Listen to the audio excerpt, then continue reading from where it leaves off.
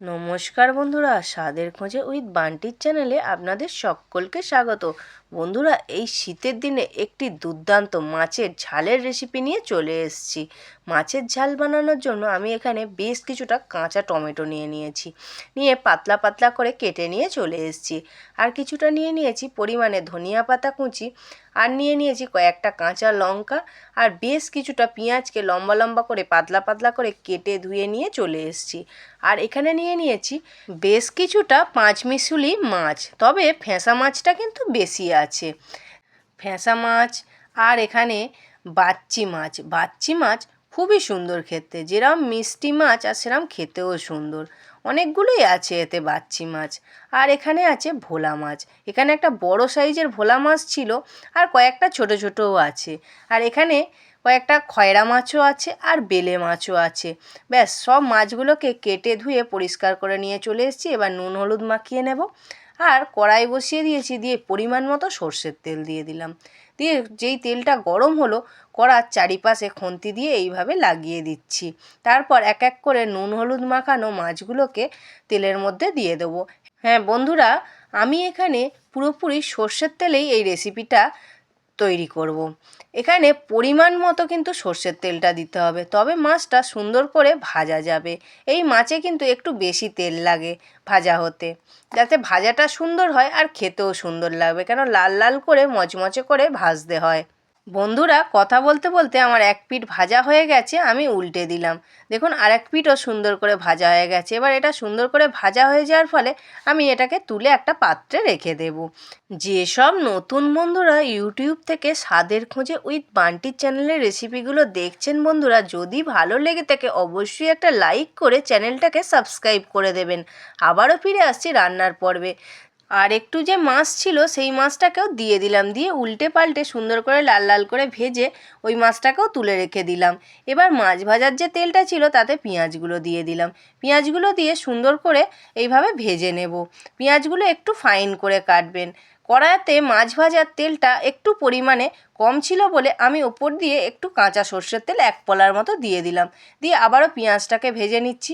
পেঁয়াজটা কিন্তু খুব বেশি লাল লাল করে ভাজবেন না, একটু বাদামি বাদামি কালার এসে যাবে তখনই আমি কেটে রাখা যে কাঁচা টমেটোগুলো ছিল টমেটোগুলো দিয়ে দিলাম। টমেটোগুলো একটু কিন্তু সুন্দর করে পাতলা পাতলা করে কাটতে হবে, তবেই এই মাছের ঝালের রেসিপিটা খুবই ভালো লাগবে।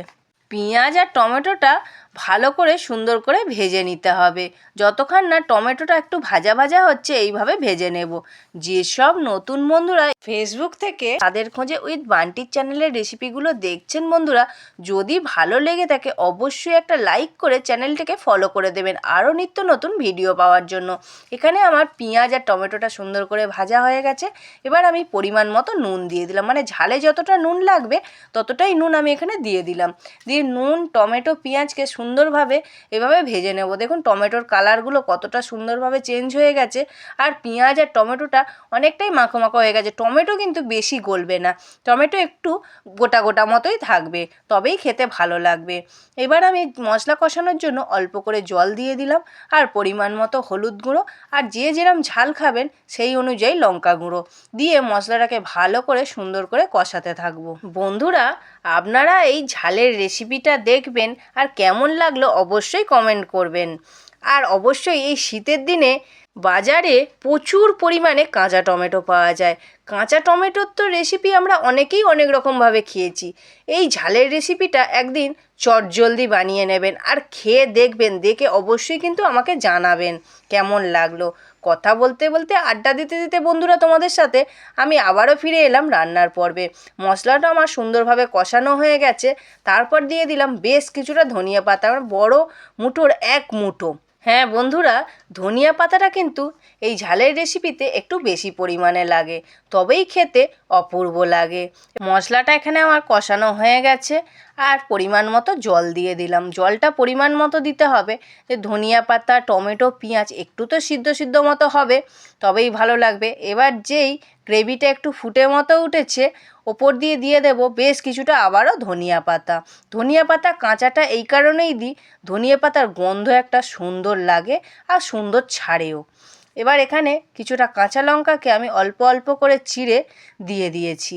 দিয়ে ঝালের সাথে এইভাবে মিশিয়ে নিচ্ছি, যেই একটু ফুটে যাবে সেই মিশিয়ে নেব কিন্তু খুন্তির সাহায্যে। দেখুন এবার ঝালটা আরেকটু মাখো মাখো হবে। বন্ধুরা এই ঝালটা বানালে ভাতের সাথে মাখিয়ে যখন গালে দেবেন আর একটা করে টমেটো পড়বে, একটু টকটক মতো লাগবে, আর এক কামড় করে মাছ, অপূর্ব লাগে।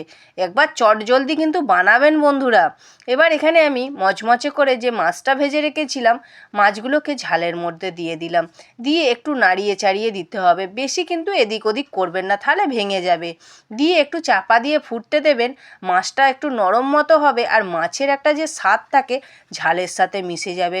ওহ, জাস্ট এক কথায় অপূর্ব লাগে। তৈরি হয়ে গেল আমার কাঁচা টমেটো ধনিয়া পাতা দিয়ে ফ্যাঁসা মাছ বা পাঁচমিশুলি মাছের ঝাল। আমার এখানে ঝালটা কিন্তু কমপ্লিট হয়ে গেছে, আর আমি একটা পাত্রে সার্ভও করে দিয়েছি। দেখুন বন্ধুরা কত সুন্দর লাগছে দেখতে। গরম গরম ভাতের সাথে তো অপূর্ব লাগবে, আর রুটির সাথেও দারুণ লাগে। আজকের রেসিপিটা কেমন লাগলো অবশ্যই একটা কমেন্ট করে জানাবেন। আজ রইল এই পর্যন্তই, আবারও দেখা হবে অন্য কোনো দিন অন্য স্বাদের রেসিপি নিয়ে।